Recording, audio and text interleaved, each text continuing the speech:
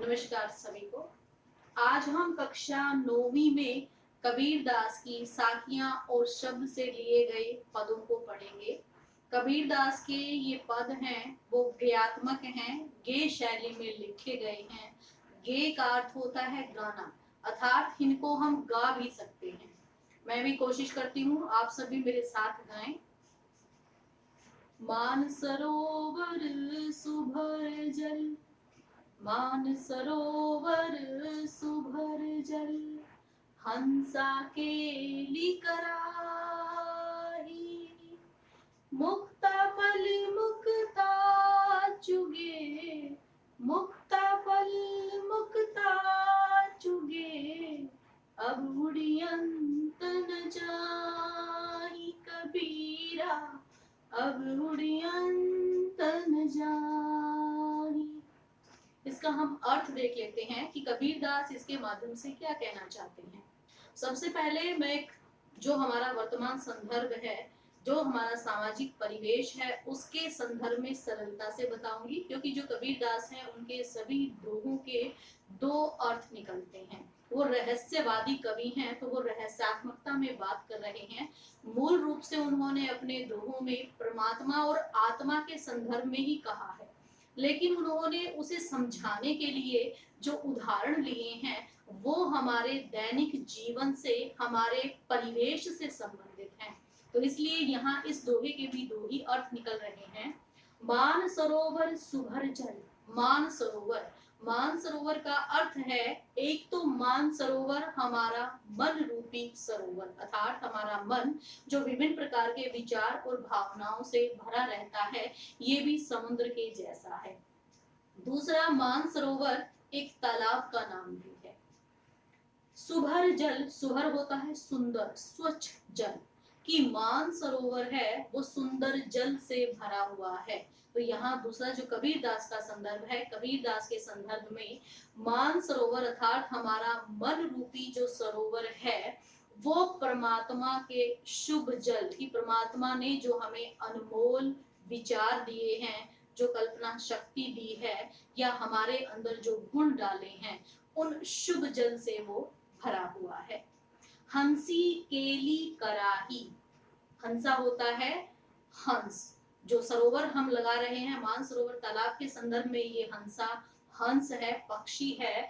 और अगर कबीरदास के संदर्भ में देखें तो यहाँ हमारे मन रूपी सरोवर में हंसा अर्थात हमारी आत्मा है।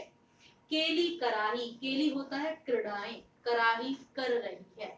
तो कबीरदास क्या कह रहे हैं कि मान सरोवर रूपी तालाब सुंदर जल से भरा हुआ है, जिसके अंदर हंसा केली कराही, जो हंस हैं वो केली क्रीड़ाएं कर रहे हैं।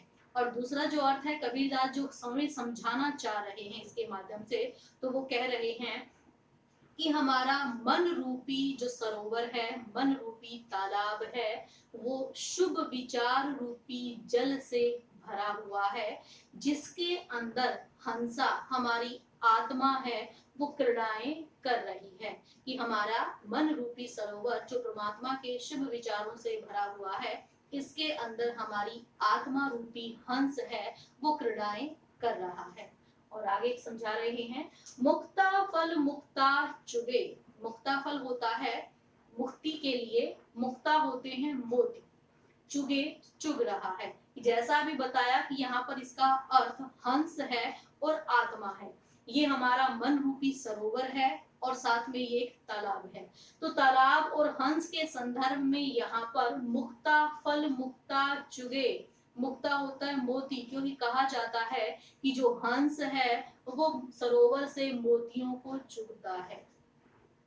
अब उड़ी अंत न जाही, कबीरदास कहते हैं कि जो हंस है वो इस मान सरोवर से मोतियों को चुग रहा है।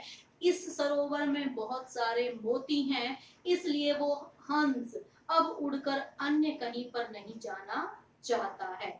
वहीं पर अगर हम जो कबीरदास हैं उसके संदर्भ में जो हमें समझाना चाह रहे हैं आत्मा और परमात्मा के बारे में, तो उसके संदर्भ में कबीरदास क्या कहना चाह रहे हैं, मुक्ता फल अर्थात मुक्ति, कि इस संसार रूपी सागर से जो हम मुक्ति की कामना करते हैं वो मुक्ति रूपी मुक्ता मोती हमारी हंस अर्थात आत्मा चुग रही है, कि हमारा जो मन रूपी सरोवर है इसके अंदर परमात्मा के सब विचार भरे हुए हैं और हमारी आत्मा रूपी हंस इस सरोवर से मुक्ति, सांसारिक विषय वासनाओं से, संसार की जन्म मरण के बंधन से मुक्ति रूपी मोती को चुगना चाहती है। अब उड़े अनंत न जाही, अनंत अन्य कहीं पर भी, इसलिए अब हमारी जो आत्मा है वो अन्य कहीं पर नहीं जाना चाहती। अर्थात हमारी आत्मा ने महसूस कर लिया है कि जो परमात्मा है वो हमारे अंदर, हमारे मन रूपी सरोवर में ही रहते हैं। अगर हमें हंस की तरह मुक्ति रूपी मोती चुगना है तो हमारे अंदर जो भगवान बसे हुए हैं हमें उन्हीं को खोजना होगा, उन्हीं का ध्यान लगाना होगा। तो उस जब वो परमात्मा हमारे अंदर ही हैं तो हम अनंत न जाही तो हम अन्य कहाँ जा सकते हैं। अर्थात अगर हमें मुक्ति चाहिए तो हमें अपने भीतर जो परमात्मा बसे हुए हैं उस मान सरोवर में जो हमारे हंस रूपी आत्मा है वो मुक्ति रूपी मोती तभी पा सकती है जब उस परमात्मा का ध्यान वो लगाएगी।